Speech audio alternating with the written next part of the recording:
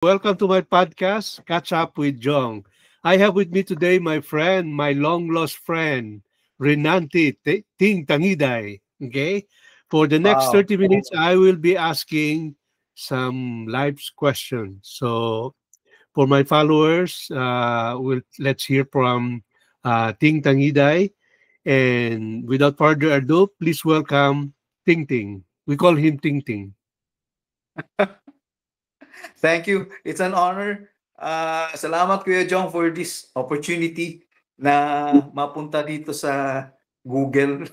First time ko to. First time kong maging First ganito. first time ko rin eh, kaya let's have fun on this conversation. Okay, Kuya. Go ahead.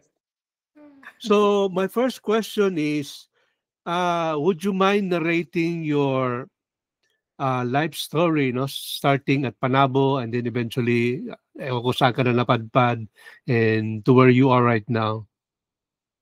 I love that. Go. Okay. Uh, I was born 1968 in Davao City. And then I grew up in Panabo sa isang humble community na tinatawag naming Teachers Village kasi karamihan ng mga yung street na yon, karamihan ng mga nakatira are teachers. Cheers. Yeah. Uh, when we were young, hindi naman mayaman ang mga magulang namin. They were all government employees na hindi naman malaki ang sweldo na just enough for us na makapag-aral. Maraming magagandang istorya. One of that is actually kami palipat kami ng bahay, kaming mag-anak dahil nagre-rent lang kami when we Mhm. were young. And I had the honor to be a friend.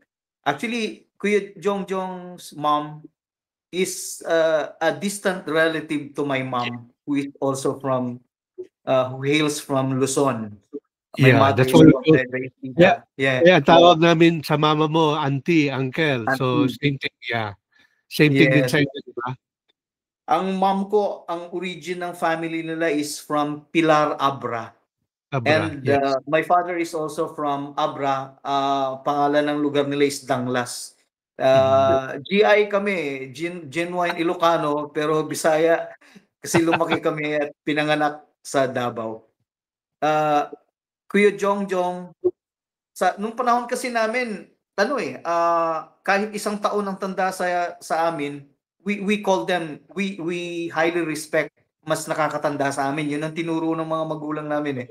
And Kuya Jong has taught me a lot of things. One of that is isa siya sa mga influence sa akin sa music, Kuya Jong. He used to play guitar. Tapos sa pumapayag yung magulang nanay namin na makitulog ako sa kanila dahil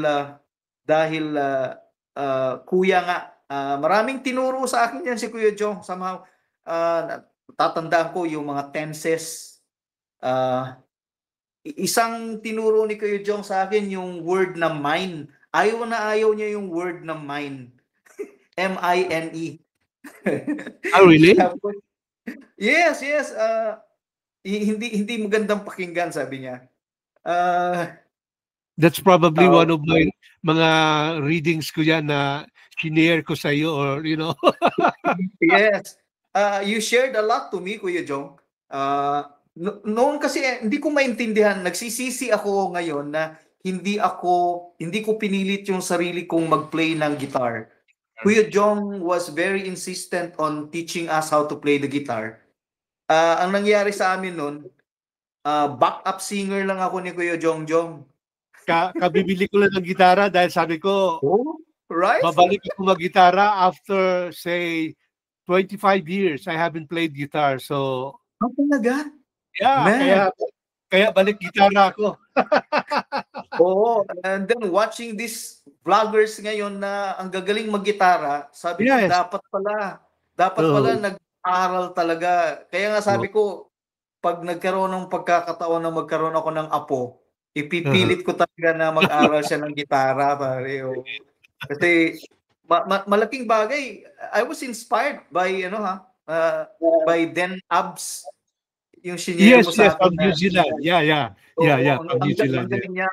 I'm so happy na ano ko yung mamang yun. Ang galing niya, pare, ang galing niya. Simple lang siyang kumanta, walang yabang, walang ano yung boses. Mas maganda pa nga ang tono mo eh.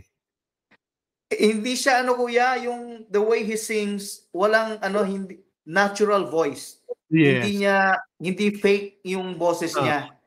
Exactly. Simple lang, pero ang galing niyang mag-play ng guitar. Kaya when I saw that, sabi ko, somehow si Kuya Jongjong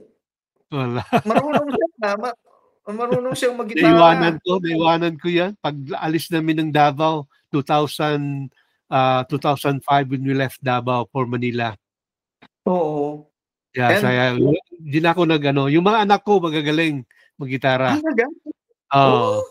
Yes. That's good. Buti naman. Okay. Tapos Kuya Jong also tried to influence me drawing. Wala talaga akong talent sa pagdo-draw. So, isang hindi ko makalimutan nung pagkabata ko, yung naglaro ako ng soccer. And ang influence ng soccer sa akin si Kuya Jong din. Naging magka-teammate pa tayo. I used to play baseball, pero nung high school ako, talaga from first year until fourth year, soccer. Dahil sa inyo, sila Kuya ano pangalan nito? Sila Kuya Kiko, Kuya Kiko. Sino pa yung isang sino doon? Saturn, tapos si Cabalquinto. Si Archie. Yes. Si Kuya Archie. Kuya Archie. I think kuya sa Mary Olbat. Ha? Ba't nagustuhan mo yun? Ba't nagustuhan mo yun? Yung soccer? Ikaw lang yung sa batch nyo eh. Hindi, marami din kami. Marami din kami. Tsaka nakita ko kuya, hanggang ngayon sa relasyon ng mas close kami sa batch ninyo yung 2 years ahead. Kesa sinundan namin na batch sila James Nicole. Hindi kami magkasundo nila James. Parang kami, magkalaban kami. Sibling rivalry, no? Meron kaming ganyan sa Tapos yung sinundan namin, yung batch 86, hindi rin kami close. Mas close kami sa batch 83. Batch 83. Kayo yun, kuya, di ba? Yeah, 83.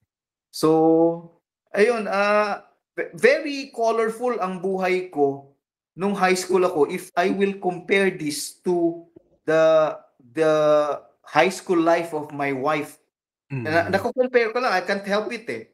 Dito sa Luzon, kuya, hindi sila ganun ka-close. Di katulad sa atin na yung mga asawa daw namin, nagsiselos daw eh. Sa mga kabatch. Yung kwento nila Noemi Borja, na yung wife daw ni Aldo, nagsiselos daw kasi close na close. Unlike dito sa Luzon, hindi nga sila magkakilala eh. Nagkikita sila katulad ng kwento ng daughter ko sa UST. Nagkikita sila sa UST, pareha silang Saint Scholastica. Wala, nagbabatian lang, hi lang, pero magkabatch sila Magkabatch sila. Hindi katulad sa atin na very warm tayo. Iba yung kultura ng Mindanao, yung kinalakihan natin. At saka iba yung generation natin, kuya, masyadong mataas ang respeto nung panahon natin. Mataas ang respeto. Ngayon iba ngayon. Pag sumagot yung mga bata, iba. Ninibago ako talaga. Yung mga Gen Z, yung mga ano ba yung mga generation, blah blah blah. Millennials. Iba sila. Iba sila. Parang noon kasi we just agree para lang walang friction. Yes. Sila iba, talagang ipapamukha nila sa iyo na mali yung paniniwala mo. I don't know, may advantage din sa ganyan, pero para kasi sa akin, maliit lang yung town natin eh. And then kukunti lang compare mo sa, for example, kung sa City High ka, by section na lang din eh, hindi na by batch eh. Sa daming that's why I siguro relate diyan sa mga anak mo o sa asawa mo dahil malaki ang school nila, marami sila. I think so. Yes, yes. At palagay ko nga, oo. Oo. Oo. At tsaka nung time kasi natin, Kuya, meron tayong sinasabi na heterogeneous sectioning. Yes, yes, yeah. Halo-halo yung Halo-halo, pagtatalino yes. sa ano. Tapos na-experience ko na lang yung ano, yung parang merong St. Dominic, tapos from third year to fourth year, parang nilagay na nila yung above average sa first section, second section, ganon. Yes. Dito kasi sa kanila, ano parang yung mga matatalino at nagkukunuring matalino nasa first and second section eh. Ayun, oh. Right. So